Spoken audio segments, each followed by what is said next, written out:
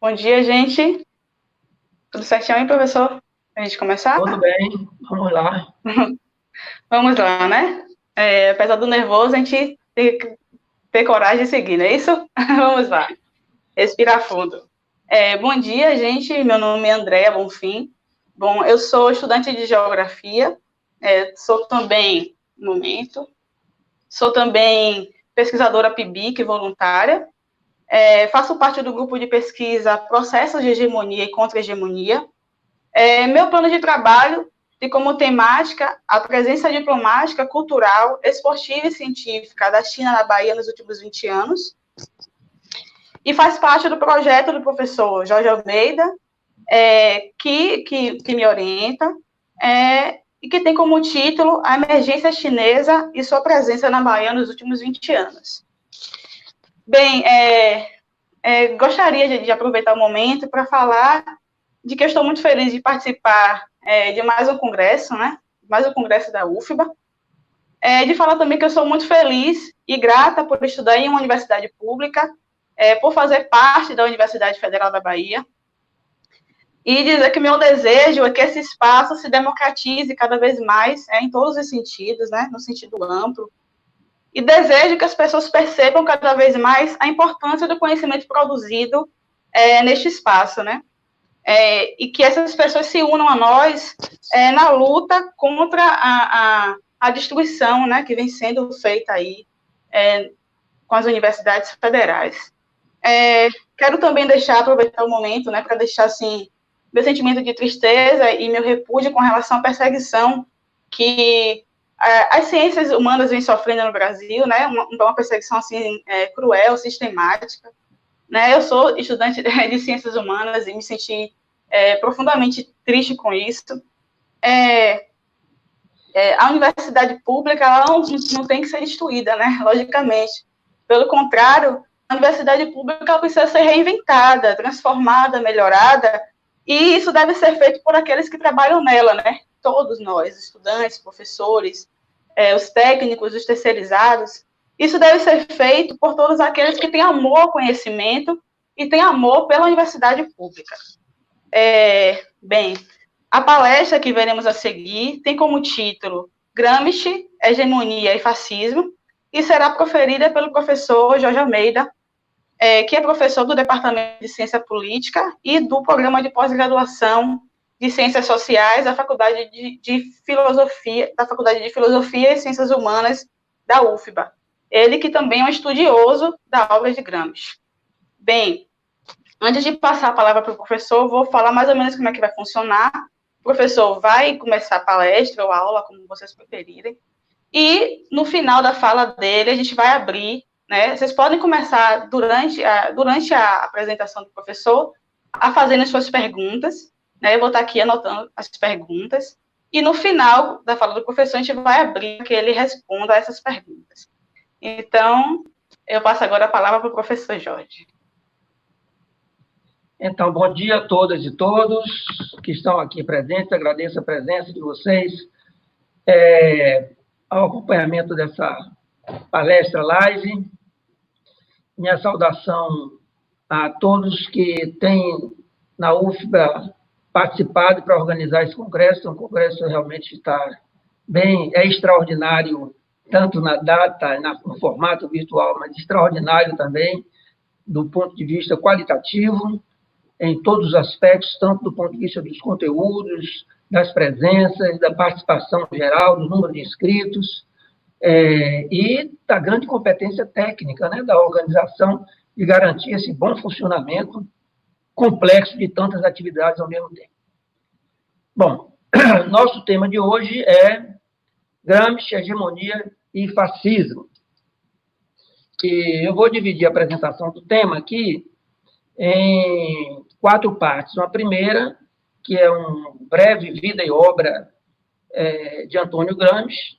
Depois eu entro com o debate sobre o conceito de hegemonia em Gramsci. Em seguida, vamos falar um pouco sobre o contexto do surgimento e desenvolvimento do fascismo na Itália. E, finalmente, voltamos a como Gramsci encarou o fascismo do ponto de vista teórico e do ponto de vista político concreto, porque ele viveu o fascismo e acabou sendo preso pelas garras do fascismo de Mussolini. Então, e finalmente, a gente vai tentar fazer uma articulação de como podemos interpretar a concepção do fascismo de Gramsci a partir do próprio conceito de hegemonia de Gramsci. Então, vamos lá. Vida e obra de Gramsci. Bom, então, primeira situação aqui é o seguinte: a Itália é um país de unificação como Estado Nacional tardia, somente entre 1861 e 1870 houve a unificação da Itália, e Gramsci nasce logo depois, de 1891. Em 1992 é o ano de fundação do Partido Socialista Italiano, que foi o primeiro partido onde Gramsci militou. 1902 foi o ano da primeira greve geral espontânea de trabalhadores da indústria na Itália. Em 1906, a fundação da Confederação Geral do Trabalho na Itália. Em 1911, Gramsci vai estudar em Turim. A partir daqui, onde apareceu um Gzinho aí, é Gramsci, certo? Então, em 1911, Gramsci vai estudar em Turim. Gramsci nasceu na Sardenha, que é uma ilha do sul da Itália, região mais atrasada, uma região mais agrária, especialmente na época, e vai para Turim, que é o principal centro industrial da Itália. Vai estudar lá. Turim está no norte, perto da região, justamente, de Milão, onde foi o epicentro do coronavírus agora, que é o norte da Itália, a região mais desenvolvida do ponto de vista industrial, e ele vem do sul, que era a região mais agrária. É como o contrário do invertido no Brasil, é como se o Nordeste estivesse no sul e o Sudeste estivesse no Norte. Em 1913, ele se filia ao Partido Socialista Italiano, incentivado por seu irmão, que era militante, inclusive, tinha um cargo de direção regional do partido lá na Sardenha. Em 1914 a 18, estoura a Primeira Guerra Mundial. Em 17 tem a Revolução Russa, que tem um marco muito importante do ponto de vista histórico também para a vida de Gramsci, o que vai acontecer a partir daí. E em 17 ele já vai assumir uma função de direção no Partido Socialista Italiano, em Turim. E no mesmo ano ele vai assumir a direção do semanário chamado Grito do Povo. Em 1919, Mussolini funda o Fátio de Combatimento, que é o Partido Fascista, né? Esse ano, ainda com uma organização pequena, também esse ano, coincidentemente, então, vejam bem, começam a existir os conselhos de fábrica da Fiat em Turim, que depois se generalizou como conceito de fábrica em outras fábricas de Turim e na Itália, no norte da Itália em geral. Nesse ano, o Partido Socialista Italiano obtém 32% dos votos nacionais e elege 156 deputados. Os fascistas têm uma votação pífia, isso em 19. A Central Geral dos Trabalhadores tem 2 milhões de filiados na Central de Massas. Os trabalhadores aprofundam o controle da produção nessas ocupações de fábrica. E em 1921 nós vamos ter a fundação do Partido Comunista Italiano como uma dissidência de esquerda do Partido Socialista. Gramsci, os setores da esquerda do Partido Socialista vão enfrentar uma série de divergências e esse processo de divergência vai culminar na fundação do Partido Comunista Italiano e Gramsci vai ser uma das principais lideranças da fundação do Partido Comunista. E é um ano em que vai aumentar a agressividade dos fascistas. E neste ano, 21, também a IC, que é Internacional Comunista, e o PCI, Partido Comunista Italiano, adotam uma tática chamada de Frente Única contra o fascismo. Frente Única significava que todas as organizações operárias, independente de ser comunista, revolucionário, socialista, reformista, anarquista, etc., deviam se unir e formar uma frente contra o fascismo. Isso era meio complicado, em parte, porque, como veremos aqui, Gramsci e o Partido Comunista tinham uma crítica muito grande ao comportamento que eles consideravam vacilante do Partido Socialista, mas, mesmo assim, eles vão defender essa frente. Esse é um elemento importante para o desenrolar político que nós vamos ter.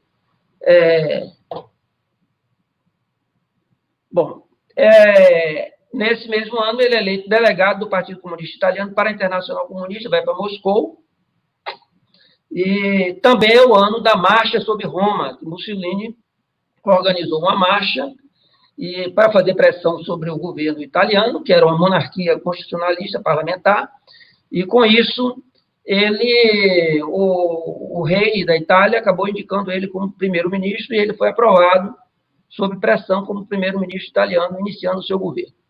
Em 1924, há a morte de Lenin e logo depois um primeiro importante crítica de Gramsci a Stalin, na medida em que Gramsci se coloca contra os processos que começaram de exclusão, que começaram a existir dentro do Partido Comunista da União Soviética, após a morte de Lenin, dirigido por Stalin. Stalin passa a ser o principal dirigente, passa um processo de exclusão, especialmente no primeiro momento, contra Trotsky e Zinoviev. Apesar de Gramsci não concordar com as posições políticas de Trotsky, da linha que Trotsky e Zinoviev defendiam para o Partido Comunista, para a Internacional Comunista, ele, entretanto, vai ficar contra qualquer medida de exclusão de dirigentes que fiquem em posição minoritária na direção. Isso vai criar alguns problemas na relação dele com a Internacional Comunista e com o próprio Partido Comunista Italiano, depois, inclusive, quando ele está preso. Isso é importante. A Internacional Comunista, daí, sob direção de Stalin, vai romper com a política de frente única e vai defender uma política que eles chamam de classe contra classe, e o stalinismo vai considerar os partidos socialistas, social-democratas, trabalhistas, etc., como uma espécie de social-fascismo. E eles vão, portanto, ficar contra isso. Mas, no caso, Gramsci vai manter a posição favorável a essa frente única. Nesse ano de 24, há uma nova eleição, uma eleição manipulada e fraudada, e com isso os fascistas conseguiram, dominando e manipulando a máquina do Estado, a máquina eleitoral, obter 66% dos votos. E, ao mesmo tempo, Gramsci é eleito deputado. Aí a repressão já está forte na Itália, nós vamos ver aqui como se desenvolveu esse processo do fascismo, e Gramsci, inclusive, já está perseguido político, já está exilado, foi eleito deputado no exílio, porque a legislação, contraditoriamente, permitia isso ainda, e, sendo eleito, ele teve imunidade parlamentar, pôde voltar para a Itália e exercer a vida política na Itália.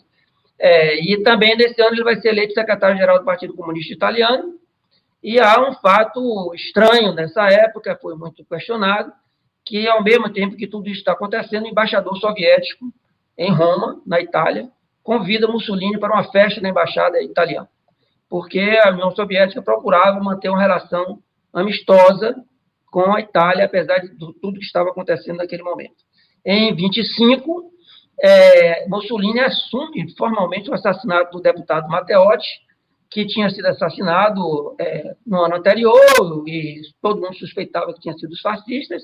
Eles não reconheciam como o processo de golpe final de ditadura já estava plenamente em andamento, o próprio Mussolini assumiu isso abertamente, que eles tinham realmente assassinado Matteotti, que era a maneira deles ameaçarem, inclusive, a oposição em geral.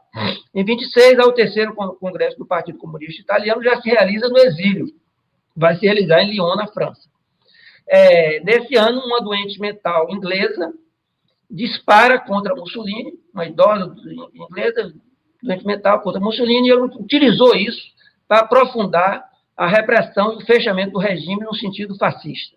E, logo depois, um jovem de 15 anos também atirou contra Mussolini, e esse fato foi tido como uma farsa provocada para isso, e, com isso, o Mussolini instaura a ditadura completa, fascista completa, e Gramsci é preso, apesar de ser deputado. Então, aqui, Gramsci vai ser preso, e aqui nós terminamos essa primeira parte. É na cadeia que ele vai desenvolver essa obra principal dele, que são chamados Cadernos do Cárcere, né? Que ele vai começar a escrever isso. Então, ele vai, durante os 10 anos de prisão, escrever todos esses volumes dessa obra, são 32 cadernos, ele vai escrever somente durante 6 anos, porque nos primeiros 2 anos ele não tinha direito a ter lápis e caneta e papel permanentemente na cela, ele só podia escrever cartas e devolvia a caneta e o papel depois que escrevia a carta. Ele levou 2 anos para conseguir o direito de escrever. E depois, 2 anos antes dele falecer, ele já não tinha mais, ele tinha alguns problemas de saúde, isso se agravou bastante nas precárias condições prisionais, e com isso, ele, 2 anos antes mesmo de falecer, ele já não tinha mais condições de escrever. Então, toda a obra dele, nos 10 anos de prisão, foi escrita em apenas 6 anos. Aqui nós temos um volume do que é o Caderno do Cárcere, na edição brasileira, na edição mais completa que tem, que é esse aqui. São 6 volumes desse aqui, são 6 volumes dos Cadernos do Cárcere, né? Onde o conceito que nós tiramos aqui de hegemonia está presente principalmente nesses 6 volumes. São mais 2 volumes daqui, que são chamados escritos pré-carcerários, são 2 volumes do que ele escreveu antes da prisão, e tem mais 2 volumes das cartas que ele escreveu, que são chamadas Cartas do Cárcere. Então, na edição brasileira, da Civilização Brasileira, são 10 volumes da obra quase completa dele.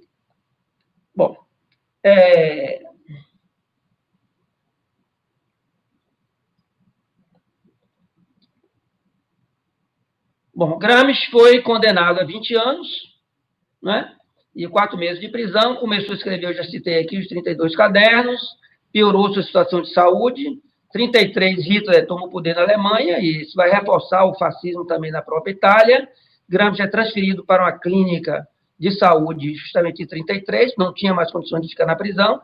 Em 34, ele teve liberdade condicional, mas não tinha mais menor condição de ser solto. A liberdade condicional foi tida mais no sentido e depois a sua libertação dias antes, libertação definitiva dias antes dele morrer, foi mais porque Mussolini não queria assumir que ele tinha morrido dentro da cadeia.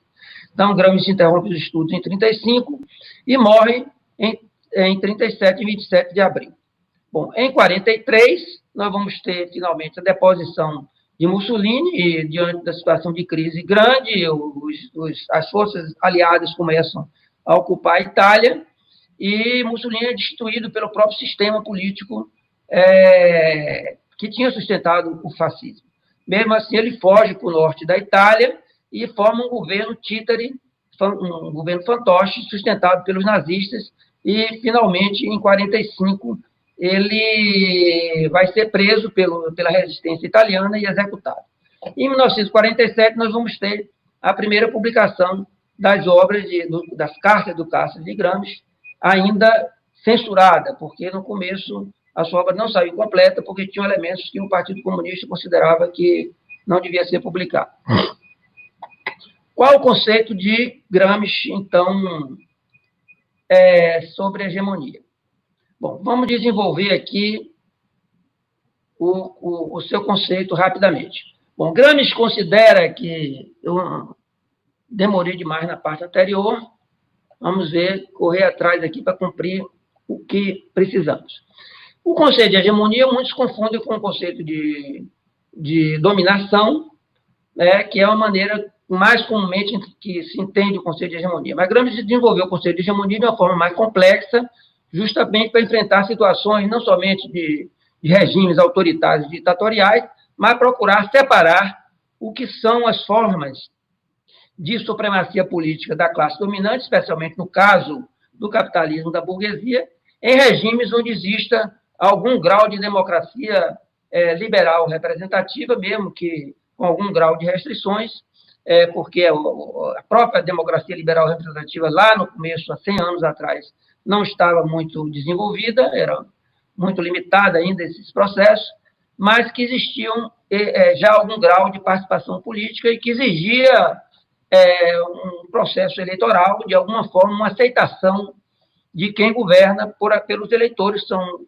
esses considerados os cidadãos, cuja maioria são os trabalhadores. A grande questão para Gramsci era entender por que, mesmo a partir da extensão do direito de voto para os trabalhadores,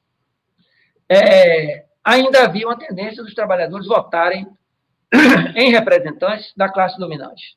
Então, ele queria explicar isso. Então, o conceito de hegemonia vai ser definido como uma combinação de direção e dominação. Para ele, a classe dominante, ela exerce a sua supremacia na sociedade, combinando dominação com direção. Ou seja, ela dirige, lidera uma grande parte da sociedade, para a qual ela obtém o consentimento para governar, e, ao mesmo tempo, ela exerce a força contra aqueles, e a repressão e a violência, a força no sentido restrito do termo, contra aqueles que não aceitam essa liderança, né? Então, e esse processo se dá, seja através do Estado, que é o principal instrumento de repressão, seja através da sociedade civil, onde está o processo de liderança moral, intelectual, ética, política, filosófica, teórica, científica, que a burguesia desenvolve na sociedade. E também através da base econômica, que é onde está a base da classe dominante, sua estrutura econômica, porque, como Gramsci diz, se a hegemonia de uma classe dominante, e da burguesia em particular, é ética, política, moral, etc., ela é também econômica, ela não pode deixar de se basear no controle, não é, dos núcleos decisivos da produção econômica. Bom, então a classe hegemônica, para Gramsci, é uma classe que, ao mesmo tempo, ela tem seus interesses de classe garantidos na estrutura econômica, ela tem suas ideias predominando na sociedade civil, especialmente, e ela controla também os núcleos decisivos do Estado. Então, para que o conceito de hegemonia, para que a ideia de que haja uma hegemonia possa ser efetivamente considerada, é preciso que, ao mesmo tempo, uma classe dominante, no caso a burguesia, e as frações hegemônicas principais dentro dessa classe, consigam, ao mesmo tempo, esses três elementos: ter os seus interesses materiais garantidos na base econômica, ter suas ideias predominando, a serem aceitáveis pela maioria da sociedade, e, ao mesmo tempo, controlar os núcleos decisivos do Estado, justamente para permitir a definição das leis, a regulação das leis, a aplicação das leis e a repressão aos que não concordarem com a sua política. Isso significa que a repressão é utilizada, mas não é utilizada o tempo todo e contra todos. Ela é utilizada nos momentos em que se acha necessário. Por exemplo, existe eleição, mas se existir uma greve, existir uma mobilização, existir uma ocupação de terra, que o Estado considere que não está na lei, que é ilegal, vai lá e usa a repressão. Então, ela é usada parcialmente. E, em determinadas situações, ela pode usar, em situações de estado de exceção, coisas desse tipo, temporariamente, para toda a sociedade, mas não de forma permanente. Tudo isso ainda seria aceitável dentro de um conceito de hegemonia que Gramsci desenvolveu. Então, para sustentar uma hegemonia de uma classe dominante, Gramsci definiu o conceito de bloco histórico. O bloco histórico é bom ter claro que o bloco histórico, na visão de Gramsci, não é somente um bloco social e político, como muitas vezes se usa, um bloco de partidos, um bloco de organizações do movimento social, não é só isso. Ele na verdade, esse bloco é um conceito mais complexo que envolve a presença de uma determinada classe social e de determinada força política na infraestrutura da sociedade, que é a base econômica, no aparelho do Estado, no sentido restrito, e na sociedade civil. Essa articulação hegemônica que está presente nessas três esferas que vai garantir a eficácia a existência desse bloco histórico, para que ele possa ser considerado um bloco histórico, e garantir o exercício da hegemonia. É nesse sentido que a gente só pode dizer que, plenamente, uma hegemonia só pode ser efetivada a partir da conquista do poder político por uma classe social, por um grupo político. Por isso é que a hegemonia, o bloco histórico, só existe plenamente como bloco de poder. É por isso que a gente também chama aqui, de uma forma sinônima, bloco histórico de bloco de poder.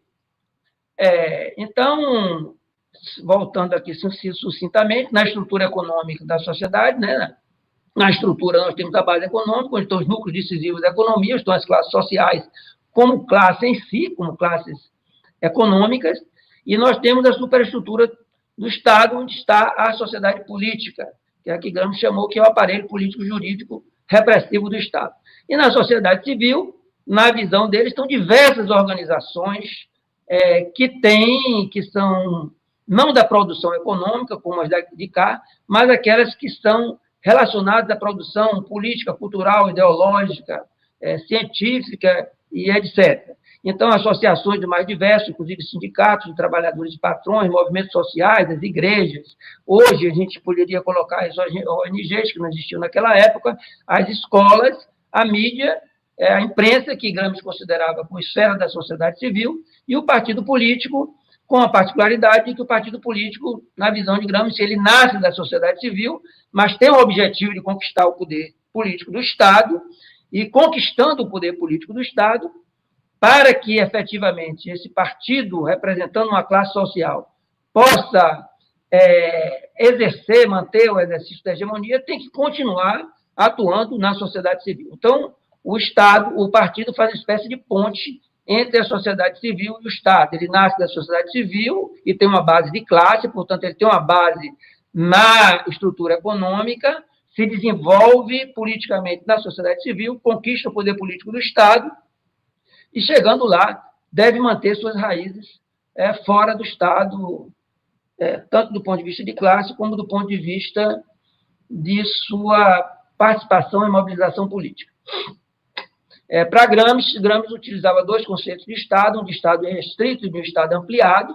O Estado restrito é entendido como um aparelho político, jurídico repressivo no sentido mais restrito, realmente é um aparelho, a organização com esse aspecto mais particular, e o Estado ampliado foi um conceito que ele utilizou na medida que, com o desenvolvimento do capitalismo, o Estado foi incorporando novas funções que não existiam antes. Por exemplo, Gramsci parte do conceito de Estado de Marx, é o Estado de classe. O Estado é a organização da classe economicamente dominante para garantir a dominação dessa classe dominante e para gerir os interesses comuns dessa classe dominante. Esse conceito geral, que está em Marx, Gramsci sustenta a sua concepção de Estado, como a maioria das suas concepções políticas, e a base de sua concepção teórica, metodológica, filosófica e econômica, e etc., vem de Marx e Engels, em primeiro plano, e em segundo, de Lenin, que são as três referências principais para a obra de Gramsci. Mas Gramsci, então, passa a desenvolver um conceito de Estado ampliado, que não está presente na obra de Marx, que é aquele Estado, a partir já aí do século XX, etc., ele começa a incorporar certas funções que antes eram funções somente da sociedade civil. Né? Então, como eu falei ali, a escola, certo? Que era antes mais da sociedade civil, vem para o Estado. O Estado passa a exercer funções na saúde, na educação, na cultura, na previdência social. Então, uma série desses elementos que antes eram privados passam a ser incorporados pelo Estado, vai dar esse caráter de Estado ampliado, que não é somente mais um aparelho repressivo, mas tem essas outras funções que antes eram da sociedade civil. Então, o Estado ampliado é uma espécie de Estado que incorpora, em parte, certas funções que antes eram da sociedade civil, e, ao mesmo tempo, ele passa a ser um regulador e controlador político-jurídico do que está fora dele. Então, mesmo a organização da sociedade civil passam a ser reguladas pelas leis do Estado e passam a ter, portanto, alguns, se elas estão legalizadas, algum limite no seu funcionamento. Então, nesse sentido, um grupo hegemônico é um grupo político que representa uma classe social. Para Gramsci, utilizando o conceito de hegemonia no seu sentido amplo, mais duro, mais bem definido, é sempre a hegemonia de uma classe social. Então, é um grupo econômico, social, político, ideológico, que é dirigente, é uma liderança na sociedade civil, ele controla os núcleos decisivos da economia, controla a grande mídia e controla os núcleos centrais do Estado. É aí que nós podemos dizer que existe hegemonia. É quando essa classe social, com suas lideranças políticas, conseguem efetivar isso. Aí nós temos a hegemonia com certa estabilidade, um equilíbrio entre a sociedade civil, o Estado e a base econômica, todas três esferas dirigidas pela mesma classe ou controladas pela mesma classe. Do ponto de vista econômico, do ponto de vista ideológico, político-ideológico, ético, moral, intelectual, e também do ponto de vista do controle coercitivo. Né? Bom, então, resumindo essa primeira fala aqui, para ser hegemônico não basta ser governo, né? Porque é preciso ter uma liderança e uma aceitação na sociedade, uma ditadura, por exemplo, no sentido restrito, um governo que seja um regime ditatorial, não estaria adequado na concepção de Gramsci para ser caracterizado como de hegemonia. A ditadura, no caso, seria, se uma classe social, um grupo político apela para a ditadura, é porque ele está demonstrando uma falta de capacidade de gerir a sociedade a partir de seus princípios, do seu programa, com aceitação, mesmo que seja uma aceitação passiva, de uma grande parte da sociedade, ou da sua maioria eleitoral. Então, é preciso que haja uma aceitação ativa ou passiva, ativa mobilizada, etc., ou a passiva, que simplesmente aceita que as coisas continuem funcionando como está.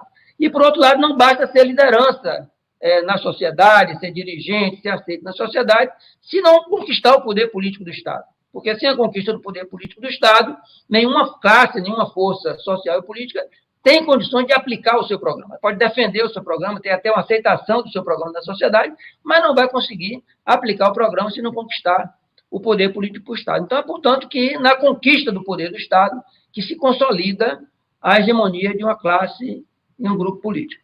Os mecanismos de viabilização dessa hegemonia, então, são a direção, a liderança e o convencimento, né? Que o convencimento não é somente um conhecimento puramente ideológico, esse convencimento também se dá por concessões econômicas, então é por isso que as classes dominantes, em alguma medida, têm que conceder, ou por pressão dos trabalhadores e de outros setores oprimidos, sempre tem que conceder alguma coisa do ponto de vista material, não é somente uma questão puramente ideológica, para que possa garantir essa liderança, essa aceitação, e pelo uso da dominação e da força, no sentido restrito, o conceito de dominação de Gramsci é restrito, é o uso da força, realmente a violência física, inclusive, que pode chegar à decapitação física, certo? Dos adversários. Aí ele levanta, Gramsci, dois conceitos, duas possibilidades de decapitação, que ele chama de decapitação física ou intelectual. A decapitação física é a eliminação do adversário, ou pela prisão, pela execução, pela morte, pelo banimento, ou o que ele chama de decapitação intelectual. A decapitação intelectual é mais vantajosa para o grupo hegemônico, porque ela, além de decapitar, ou seja, dela eliminar a direção política do adversário, ela atrai esse adversário para seu próprio campo político. Isso é que é a decapitação intelectual. É você fazer com que os dirigentes das lideranças necessárias para um grupo opositor adira ao seu projeto político, com isso enfraquece o opositor e fortalece a sua própria hegemonia. É isso que, então, a decapitação está ligada à repressão e a decapitação intelectual ao que Gramsci chamou de transformismo. Então, tanto lideranças individuais podem passar por um processo de transformismo, mudar sua visão, às vezes totalmente, passar da esquerda para a direita, ou deixar de ser uma organização revolucionária para ser uma organização liberal, social-liberal, reformista.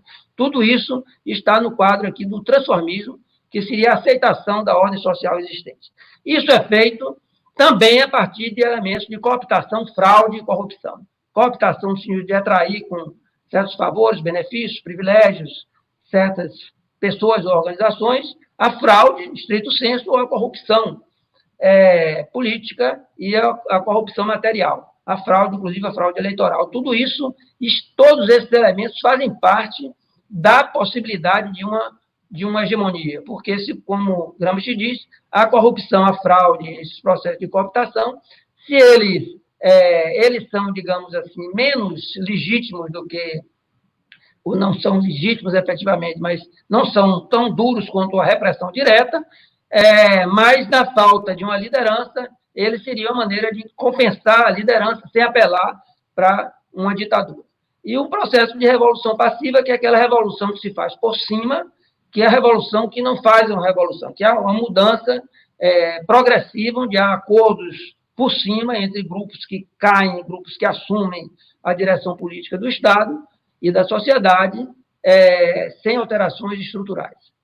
Bom, então, resumindo aqui, como eu falei, os fatores que intervêm no processo de hegemonia são fatores estruturais, a economia, as classes sociais, etc., superestruturais, o Estado, a sociedade civil, partidários e midiáticos, culturais e conjunturais. Culturais, aqueles que estão mais arraigados na sociedade, e os conjunturais, aqueles que podem acontecer em determinadas situações, crises econômicas, crises políticas, crises ambientais, crises, desastres ambientais, crises sanitárias, como essa que nós estamos vivendo hoje, etc.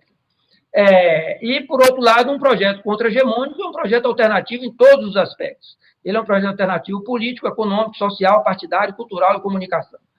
Portanto, não confundir uma contra-hegemonia, eu não vou poder me ater muito a isso aqui, mas só para registrar, confundir uma contra-hegemonia com uma oposição qualquer. Nem toda oposição é contra-hegemônica, existe oposição dentro do próprio hegemonia burguesa, mesmo, às vezes, são partidos considerados, às vezes, de esquerda, com origem diferente, mas se não tiver um projeto amplo, alternativo, realmente, essa oposição não pode ser considerada como contra-hegemônica.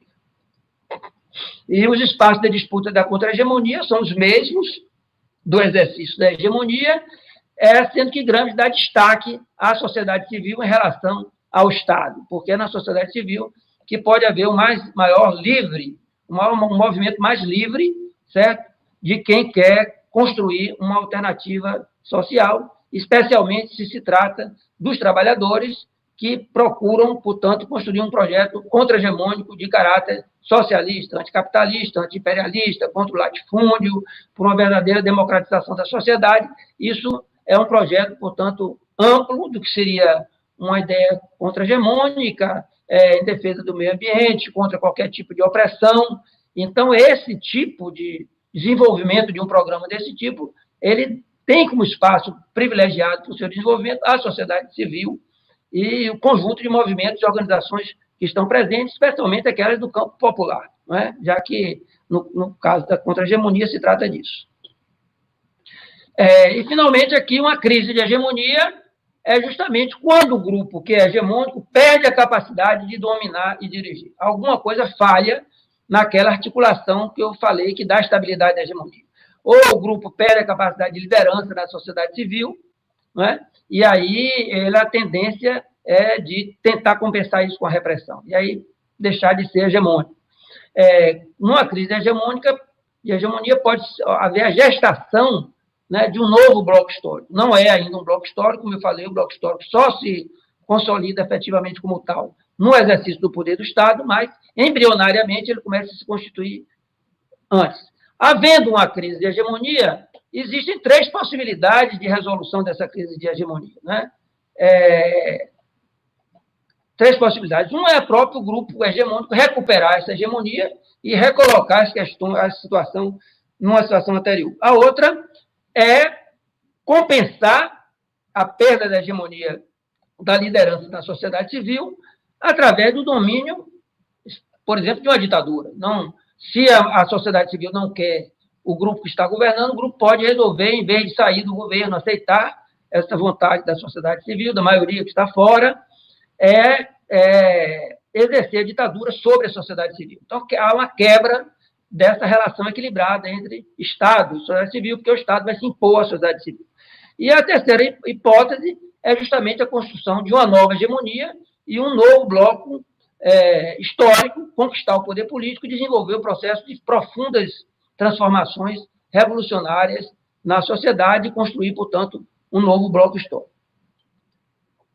Bom, então, para que essa hegemonia, contra-hegemonia, possa se efetivar, tem que existir, como Gramsci desenvolve, um certo acúmulo de forças prolongado na sociedade, que ele chama de guerra de posição, que é uma guerra política, teórica, científica, cultural, ideológica, de luta econômica, de reivindicações, de mobilizações, né, até que essa força política tenha condições de promover aquilo que ele chamou de guerra de movimento, que é onde há, de fato, um confronto das classes, que é aquela que estava dominada e sob hegemonia, ter força para enfrentar isso.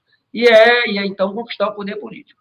E também o que ele chamou de guerra subterrânea. Ele não deu muita ênfase a isso na obra do Caderno do Carter, mas está presente o conceito de guerra subterrânea, que são as ações de informação e contra-informação que qualquer um que quiser, dentro do sistema político burguês, que continua sendo autoritário, como nós vamos abordar daqui a pouco, é preciso que exista também esse trabalho de informação e contra-informação. Portanto, é um processo de luta econômica, política, de luta cultural e também de luta político-militar, porque quando as coisas se radicalizam, acabam se resolvendo pela forma político-militar, né? Se não houver aceitação de ambos os lados, e a tendência, toda vez que nós conhecemos na história que os trabalhadores procuram ganhar força para conquistar o poder político e efetivamente desenvolver um processo revolucionário de construção do socialismo, a tendência dos que estão no poder é o uso da força militar. Então, se não houver uma contraparte disso, as forças, não adianta você ter a aceitação da sociedade, você será derrotado pela repressão. Bom, vamos ver aqui agora o contexto da seção do fascismo. Vamos para essa parte aqui, correr rápido para a gente chegar adiante, porque vai ser difícil cumprir aqui o nosso tempo. Nós vimos que a Itália, o contexto assim, do fascismo, a Itália tem um processo de unificação atrasado, né?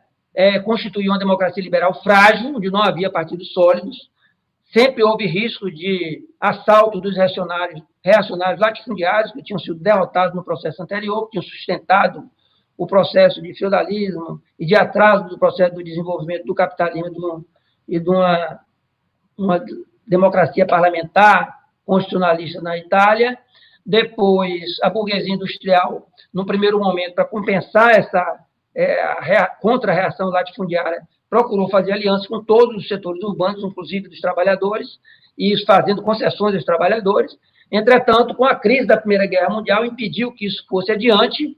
O primeiro-ministro, que costurava esse tipo de articulação, acabou sendo marginalizado, e houve uma recomposição de forças entre a indústria pesada, ou seja, os setores hegemônicos do capital industrial, com os latifundiários e o Estado-Maior das Forças Armadas, para apoiar o processo de endurecimento do regime e, finalmente, de promoção do fascismo na Itália. O pós-guerra, 1918, portanto, apesar da Itália ter participado da aliança vitoriosa, né, contra a Alemanha e a Áustria, junto com a Inglaterra, a Itália, com a Inglaterra, a França, etc., a Itália sai com sentimento de derrota, desemprego, desligamento de soldados, houve uma recomposição de forças que permitiu abrir um canal, um espaço político e ideológico de desenvolvimento do fascismo. O PSI, que era o Partido Socialista Italiano, era um grande partido, tinha uma base camponesa muito grande, mas disputava essa base com o partido, o PP, que era o Partido Católico, que tinha base principal entre pequenos e médios proprietários, e, além disso, tinha os ex-combatentes, em grande parte eram do campo, que vão formar setores mais atrasados e contribuir para a formação, portanto, da base fascista. Então, vai crescer, durante esse período, nós vamos ter no campo o crescimento de ocupações de terra, um ascenso do movimento camponês, no sentido de busca de uma reforma agrária, e Gramsci reclama de uma falta de orientação do Partido Socialista à luta dos camponeses. Na área urbana, especialmente no norte, nós temos o quê? O desenvolvimento dos conselhos de fábrica, ocupações de fábrica, um processo que criou condições pré-revolucionárias no norte da Itália. Gramsci critica, considera que o Partido Socialista boicota e impede esse desenvolvimento, tentando segurar essa luta apenas no âmbito econômico. O PSI fica contra a greve geral de 1920. Em 1920, a burguesia procura, então, se reorganizar, como eu falei, nesse instante, reabilita o Giliotti, que tinha sido afastado antes, faz o acordo com o Estado-Maior e começa a desenvolver o trabalho febril contra-revolucionário, desmobiliza 60 mil soldados das Forças Armadas, pagando 80% do salário. Eles vão engrossar as milícias fascistas, chamados FATs de combatimento, e vai se consolidar essa aliança dos industriais com os latifundiários contra os trabalhadores, e vão aparecer os primeiros esquadrões fascistas. Bom, como é que Gramsci vai explicar o fascismo? Agora, nossa última parte aqui, passando talvez um pouquinho do tempo que eu tinha previsto antes. Bom, Gramsci define que o fascismo na Itália, na verdade, tem duas raízes, né, que ele chama de dois fascismos. O primeiro é o fascismo organizado partidariamente, urbano, sob a liderança de Mussolini, que é os chamados FATs de combatimento, que eram organizações de combate, organizações militarizadas, paramilitarizadas, políticas e paramilitarizadas, que tinham como base principal a pequena burguesia. Toda vez que vocês verem um PB aqui, é a pequena burguesia para economizar aqui o espaço dos slides. E, por outro lado, os latifundiários, organizados por conta própria, fora desse processo, milícias armadas para combater os trabalhadores do campo diretamente. Na medida que eles apostavam, não confiavam muito na própria repressão do Estado e passam a apostar numa violência direta, classe contra classe, e vão formar essas milícias. Então, isso vai gerar uma coincidência, vamos chamar assim, de objetivo de classe.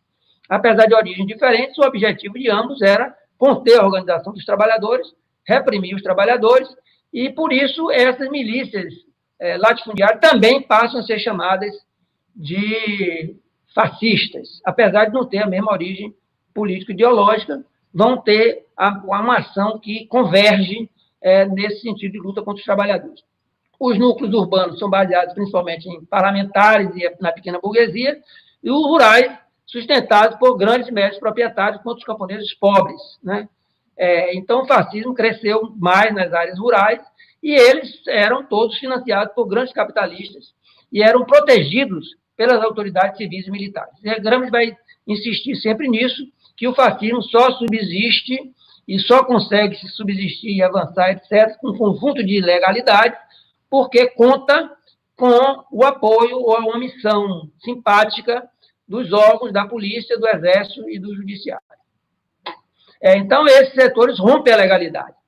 Gramsci faz uma crítica à legalidade burguesa, ele diz que a legalidade é destinada por interesse de classe, não pela lei, efetivamente. Quando há risco de atingir a propriedade, tudo que coloca em risco a propriedade passa a ser considerado ilegal, e os proprietários se sentem no direito de agir ilegalmente para enfrentar essa situação. Então, formalmente, para ele, a legalidade é só um direito de voto. Formalmente, a legalidade é só um direito de voto e livre expressão. Né? E que isso é a expressão, o significado principal do que é o Estado liberal burguês por excelência. Mas esse Estado tem uma dupla face, tem essa face externa, que apresenta esse direito de voto e livre expressão, e tem a interna, substancial, que é o aparelho repressivo, que é utilizado sempre que é necessário. A emancipação dos trabalhadores, portanto, através do direito de voto, ele considera uma ilusão. Se não houver processo de luta e construção contra-hegemônica, não haverá efetivamente a emancipação dos trabalhadores. E a legalidade só subsiste enquanto ela concilia com os interesses da classe dominante. À medida que a legalidade começa a criar dificuldade para as classes dominantes, tende a haver um rompimento com essa legalidade. Basta ver, como ele diz, a violência aberta contra os trabalhadores e o surgimento do fascismo. É nessa caldo de cultura que o fascismo sofre. A pequena burguesia se converteu ao fascismo. A pequena burguesia ela era parlamentarista, adepta do que Gramsci chama de cretinismo parlamentar, e a partir de certo momento ela começa a plagiar os trabalhadores, fazer mobilizações de rua, não é?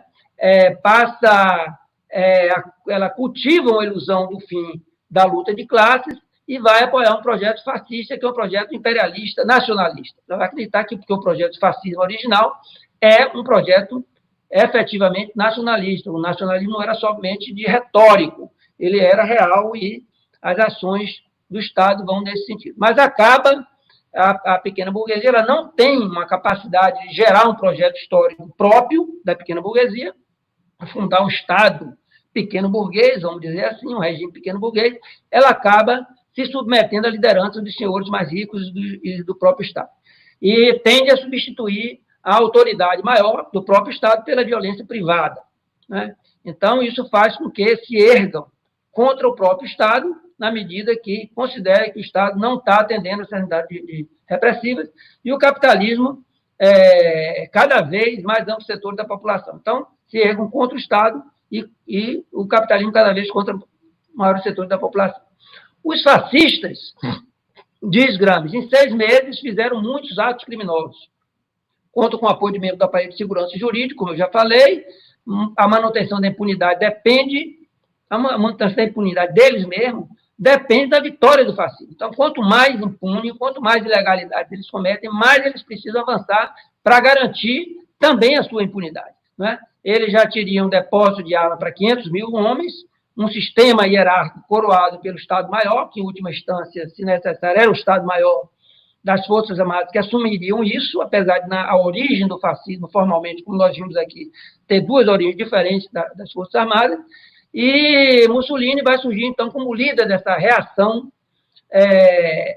italiana, que ele chamou também de subversivismo reacionário. Porque é uma reação, por quê? Porque está havendo um processo de ascenso da luta dos trabalhadores, operários e camponeses, que coloca uma situação que pode desembocar num processo revolucionário, então o fascismo vem para combater um processo de ascenso da luta dos trabalhadores. E o objetivo do fascismo, então, é conquistar o poder político, tomar o poder político. Segundo ele, há, isso antes do golpe final, uma possibilidade de golpe, ele identificava que havia possibilidade de golpe, porque onde o fascismo governa, de fato, não há autoridade oficial. Então, onde o fascismo já estava governando, ele começa a romper com a legalidade para desenvolver um processo de repressão direta aos movimentos. A pena de morte passa a ser restaurada na prática, através de organizações extralegais, os paramilitares, né, as milícias, e isso vai criando um ambiente para o golpe de Estado. Ainda não é o golpe, diz ele, porque formalmente ainda existe o parlamento e a Constituição, formalmente ainda é um Estado liberal representativo. Mas já existem dois aparelhos coercitivos, o aparelho coercitivo do Estado e o aparelho coercitivo do fascismo. A burguesia, diz Gramsci, a burguesia vai forçar a barra para poder unificar todos eles e dominar e resolver a situação na base da repressão. E ele fala, então, pobre elite dirigente do proletariado italiano, porque ele considera que a maioria, o partido principal, que era o Partido Socialista, não conseguia desenvolver esse processo e enfrentar isso. Como nós vimos, Gramsci foi ala esquerda do Partido Socialista, logo depois que ele entrou no partido, ele já vai se identificar com os setores mais à esquerda, e depois ele vai participar da fundação do Partido Comunista Italiano. Ele defende uma aliança com o Partido Socialista para enfrentar o fascismo, na frente única, como eu disse aqui, mas, ao mesmo tempo, ele faz duríssimas críticas ao Partido Socialista, que ele considera vacilante, legalista, faz acordo com os fascistas, acreditando que os fascistas vão cumprir os acordos, os fascistas não cumprem. Então, um risco grande de uma barbárie sem precedentes na Itália. Então, ele faz, o que é que pretende os socialistas? Ele diz que os socialistas não deviam confiar nos fascistas, que quem tem força, que é os fascistas, usam a força, e que o golpe de Estado é no espectro ameaçador, que os comunistas defendem a preparação da insurreição. E o que propõem os socialistas, pergunta Gramsci? Ele diz, lamentações e belos discursos no parlamento. E não tomariam medidas efetivas para enfrentar o avanço do fascismo. Então, ele critica esse pacto assinado pelos fascistas e socialistas em agosto de 21, já em agosto de 21, e os socialistas acabam se transformando em partidos de governo e de resultados, e não da luta para a construção efetiva do socialismo. Finalmente, o que é que deveria ser feito para contestar isso? É a proposta que ele coloca como proposta dos comunistas. Ele diz, o fascismo não será derrotado somente com manifestações. Veja bem, nem mesmo as manifestações seriam suficientes para isso. Apesar de ele considerar que eram positivos, ele estimular isso, e mesmo as manifestações, muitas vezes os socialistas não se mobilizavam suficientemente para isso. Ele diz, pistola e punhos não serão derrotados com almofadas. É a frase do próprio Gramsci. Fascistas não têm número, ele considera que os fascistas não tinham uma maioria tão grande assim, mas tem a organização unitária e centralizada e apoiada pelo Estado burguês. Isso lhe dá uma força para se impor. Não basta a defesa, é preciso preparar a contraofensiva. Isso em relação aos trabalhadores das forças socialistas, comunistas, anarquistas, etc. Mas as grandes manifestações já são uma conquista. Ele considera que já é um avanço importante que se obter essas mobilizações, mas para travar a luta não precisa ter a certeza da vitória. Essa é uma frase, Gramsci é considerado que ele tem uma visão de o pessimismo da razão, o otimismo da vontade, aqui está presente isso. Ele faz uma análise dura da realidade, da dificuldade, mas, ao mesmo tempo, ele é um estimulador da vontade política para enfrentar essa situação, para não se aceitar isso facilmente. Então, há um risco de morte, mas também há um risco de vencer. Né? Somente, na visão dele, então, somente os comunistas, efetivamente, do Partido Comunista Italiano, entende a questão da defesa dos trabalhadores. E em relação ao PSI, ou seja, que acha que tem que ter objetivos claros, e o PSI é um partido cheio de ambiguidades. É importante aqui, antes de concluir, deixar claro o seguinte, que as siglas, os nomes, etc., dos partidos não podem ser usados anacronicamente para a realidade atual do Brasil nem de outros países, porque há mudanças, os partidos, que é chamado lá de Partido Socialista, de Partido Comunista, lá, etc., não significa que seja o mesmo tipo de política que é exercida em outros países, em outras realidades históricas. Finalmente, para concluir, então, como é que nós articulamos o conceito de hegemonia com o conceito de fascismo de Gramsci? Isso é importante dizer por quê? Porque Gramsci, toda essa obra sobre o fascismo dele foi escrita antes da prisão. Depois que ele foi preso nos cadernos dos caras, como ele estava submisso à censura, os cadernos não ficavam na mão dele, ele escrevia, tinha que devolver para o carcereiro, para pegar o outro e assim por diante, estava sob censura. Ele tinha medo de perder tudo isso por conta da censura, então ele evitou escrever algumas coisas. Muita da sua obra é escrita com pessoas com pseudônimos, nomes de fatos políticos, ele dá outros nomes diferentes, ele procura disfarçar uma série de questões desse tipo, e ele evita tratar do fascismo na Itália e de Mussolini em particular, depois da prisão. Então, o que ele escreve aqui sobre o fascismo é aquilo que foi desenvolvido até o golpe final do fascismo e que, inclusive, levou à sua prisão. Por outro lado, ele desenvolveu mais o conceito de hegemonia, que eu explicitei aqui, depois que ele foi preso, que é onde ele vai desenvolver essa visão de combinação entre direção, liderança e dominação, e que esse conceito que vai estar presente de crise de hegemonia, quando quem governa perde a capacidade de governar, e quem está embaixo está começando a construir, mas já existe alguma força que ameace a hegemonia existente. Então, como é que nós articulamos isso, esses elementos aí, como uma contribuição nossa aqui de fazer essa avaliação? O que nós podemos dizer, a partir do conceito que Gramsci desenvolve antes, do que ele escreveu, que ele desenvolve depois, e do que ele escreveu antes, o fascismo, é que nós tivemos na Itália um processo de confronto de classes, uma radicalização, uma polarização do processo de luta de classes, com o avanço da luta operária, com o avanço da luta camponesa, e que isso vai levar a uma reação pela direita, pela extrema-direita, vai enxugar o espaço para o liberalismo, vai enxugar o espaço para a conciliação de classes que o governo vinha tentando fazer, os industriais burgueses, inclusive com setores operários, com o movimento sindical antes contra os latifúndios, ele vai apertar isso e vai tirar o espaço para soluções liberal, democráticas e representativas. Então, a tendência é, portanto, o que ocorre. A classe dominante não está mais conseguindo governar sob o regime democrático, liberal, representativo, e tem que apostar por um processo de ampliação da repressão, que vai acabar desembocando no golpe final e numa ditadura completa sobre a sociedade italiana. Mas, ao mesmo tempo, o fascismo cresce, ele se desenvolve como força política, ainda construindo liderança na sociedade, porque o fascismo cresce, inclusive, puxando, polarizando setores que eram do Partido Socialista, que eram anarquistas, que eram sindicalistas, que eram republicanos democráticos, que no começo, diante da crise, da situação do pós-guerra, veem o fascismo como uma solução, eles são atraídos por isso.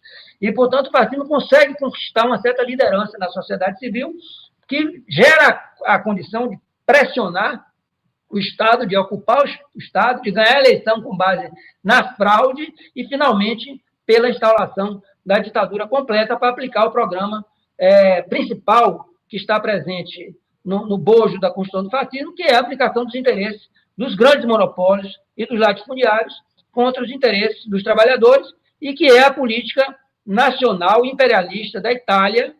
Então, a Itália vai entrar na Segunda Guerra Mundial, agora aliada com a Alemanha, nazista, e com o Japão também fascista, cada um com suas particularidades, justamente no sentido de efetivar um projeto que é um projeto imperialista, nacionalista, autoritário, que tem uma base em mobilizações sociais e que, portanto, tem umas características bem particulares daquele processo histórico, como nós vimos aqui. O fascismo, ele é antipopular, ele está a serviço, ao final das contas, da classe dominante, do grande capital e dos grandes proprietários de terra latifundiários. Ele promove um processo de mobilização social, ele se organiza como mobilização social, inclusive com organizações políticas e paramilitares, ele é nacionalista, de fato, não somente de retórica, não é? Então, ele tem uma política anti-imperialista e contra os outros países imperialistas, e, ao mesmo tempo, de exercer o imperialismo sobre colônias. Então, está aí todas essas características, que seriam características essenciais aí, e se aproveita numa situação de crise geral, ampla, do pós-Segunda Guerra, de uma certa desmobilização social. Muito obrigado.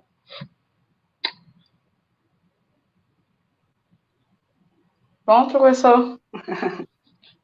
Ótima aula, hein? Saudade das nossas aulas, hein? No espaço físico, essa aula aí ferve, viu, gente? Muito obrigado.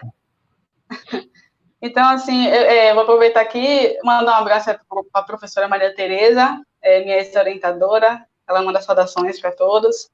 A galera do grupo de pesquisa, bom dia, abraço para vocês também. Então, assim, tem perguntas, né? Desculpa se eu não pronunciar o nome, Maria Saiex. Ela pergunta o seguinte: no Brasil, quais blocos históricos detêm um poder hegemônico e quais fatores, ações do governo bolsonarista permitem atribuir-lhe o adjetivo de fascista?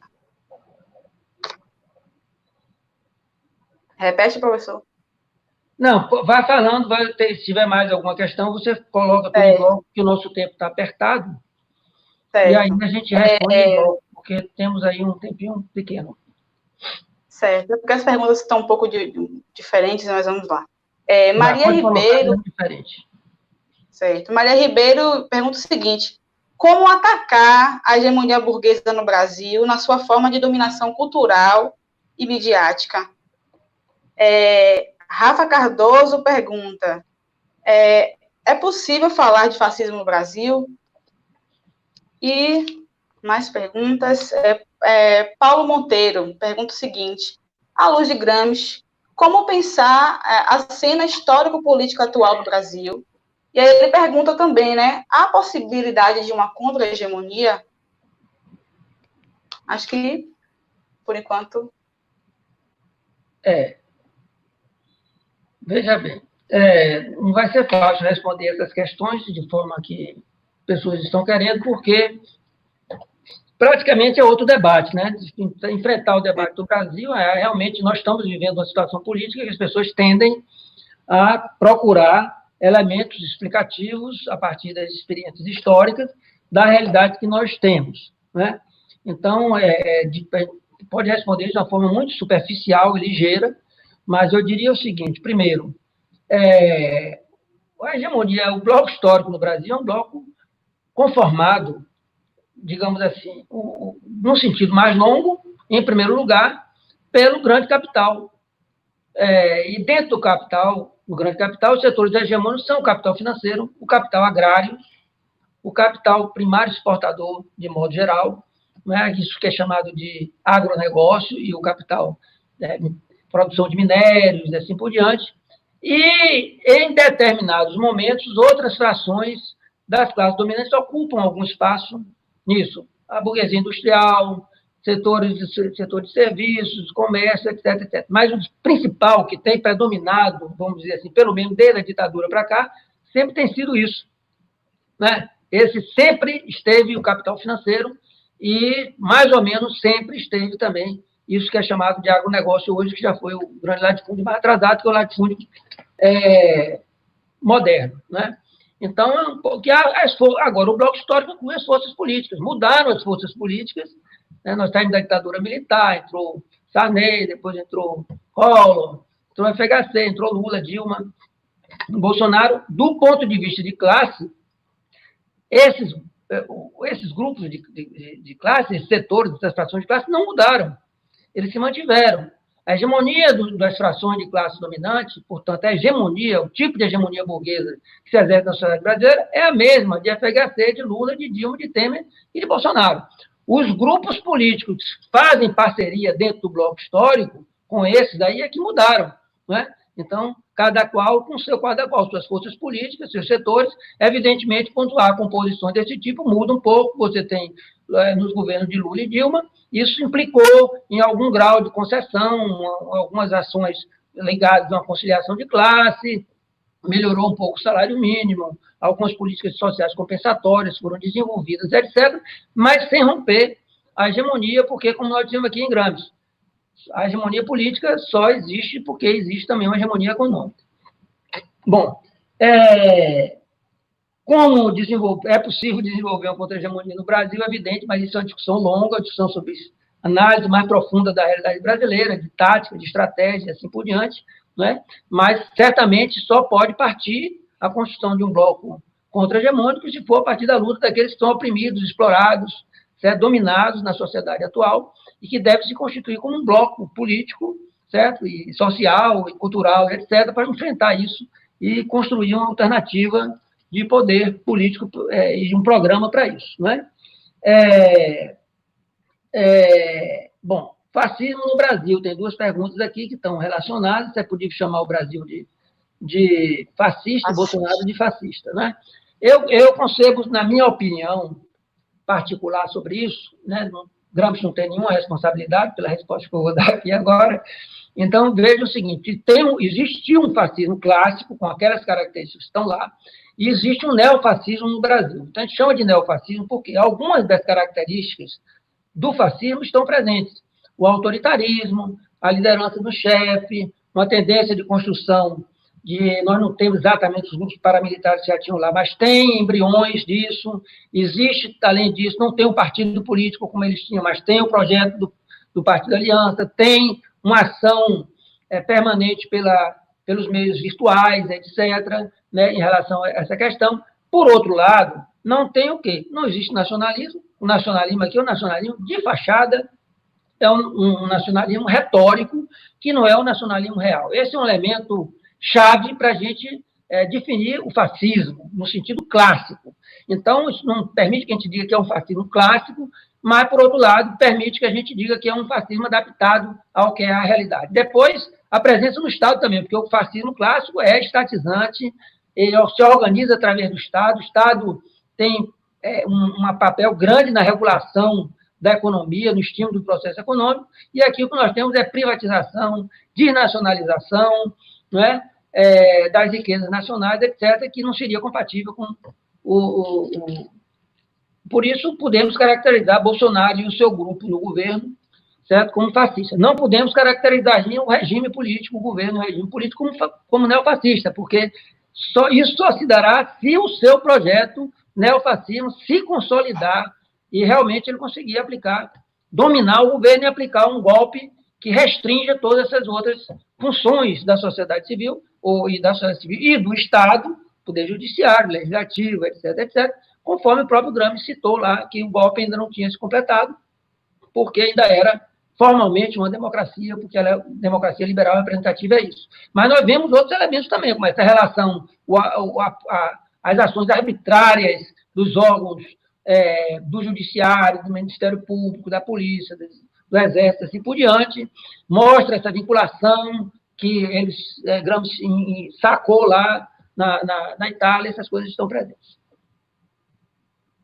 Obrigado. Okay, professor. Dá tempo de responder mais perguntas? Mais uma última aí, né, para a gente não... Então, só uma pergunta interessante. Certo. Não é por mim eu ficava, mas a gente recebeu aqui, antes de começar o programa, avisava tudo. A gente recebe informação que a gente não pode estourar muito aqui, e inclusive com a fala do companheiro reitor, João Carlos, que nos orienta e nos pede isso. É bem rápido, né? Raoni Souza diz assim, né? Ele pergunta, como é uma greve geral espontânea? Uma coisa assim, espontânea, parece tão estranho, né?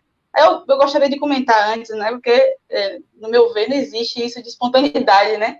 Acho que um processo de greve ou qualquer processo de luta, ele parte de uma ação consciente, né? Uma ação de uma ação consciente de classe, né? Professor, responda essa pergunta para a Raul. Então, eu acho que essa pergunta é importante. No Brasil, depois das mobilizações de 2013, que teve muito de espontaneidade, de verdade, depois foi manipulado no sentido da direita, muita gente desconfia das manifestações espontâneas e até de manifestações organizadas. Você vê certos setores da esquerda que qualquer manifestação já fica preocupado se não vai piorar a situação. Então, como disse Gramsci, pode piorar, mas pode melhorar. Se não tiver luta, não vai ter mudança. Então, esse é o primeiro aspecto. Existem, o Brasil está amplo, a história brasileira está ampla de movimentos que começam espontaneamente. 2013 foi assim, a revolta do Buzu aqui em Salvador começou também espontaneamente. Muitas vezes o povo se revolta, como se fala, isso reflete algum grau de consciência, evidente, mas é uma revolta mais imediata, não é um nível de consciência de classe mais organizada, e, em geral, não partem de organizações tradicionalmente consolidadas dos trabalhadores, elas vêm por fora. E muitas vezes ocorrem, ou quando ainda não existem organizações, né, como era o caso da Itália, lá no começo do século XX, que as organizações de trabalhadores ainda não estavam efetivamente formadas, então as greves e as exclusões ainda eram espontâneas. E, por outro lado, também, quando as organizações que estão estabilizadas não respondem a esses anseios de revolta dos trabalhadores dos setores oprimidos. Então, esse é um problema. Se os partidos que existem, os sindicatos que existem, não se mobilizam, não se organizam, etc., vai estourar lutas espontâneas. Nós poderemos ter isso aqui no Brasil com o final da pandemia e até durante a pandemia, porque se não responder aos problemas de aumento da opressão, do agravo que vai existir da pandemia sobre os setores populares, cada vez mais, certo? E das consequências pós-pandemia, de desemprego, de queda de salário, de aumento da opressão, de repressão dos trabalhadores, vai explodir muitas coisas espontâneas, né? Tivemos movimentos espontâneos durante o governo de Dilma, de Lula, tivemos no FHC, saques na área rural, por conta da fome, da seca, não tinha ainda a Bolsa Família, que acomodou esse aspecto. Saques de supermercado, tivemos tudo isso aqui. E não foi a direita que organizou, nem foi a esquerda, né? Foi efetivamente situações que ocorreram desse tipo e outros movimentos tradicionais na história que nós já tivemos. Muitas vezes estoura em certas categorias, greves localizadas, etc., que também tem essas características. Se as organizações consolidadas não cumprem o seu papel, o povo, em revolta, acaba tentando cumprir e gera essas situações. Certo, eu vou aproveitar, então, fazer minha consideração final, antes de passar a palavra para o André, e agradecer a presença de todos vocês que estão aqui, agradecer assistindo, e depois eu vou procurar ver os comentários mais diretamente, pedir a divulgação aqui desse vídeo, para quem gostou, certo? Dar um like aí no YouTube e divulgar o link para colegas, amigos, companheiros de trabalho, de organizações sociais e assim por diante. Também pedir a divulgação e o acesso à live, ao debate, à mesa que nós fizemos sobre a China, diante da crise do capitalismo e da pandemia, que foi feita na quarta-feira, na sala B, no mesmo horário, 8h30, ainda está lá disponível para vocês assistirem.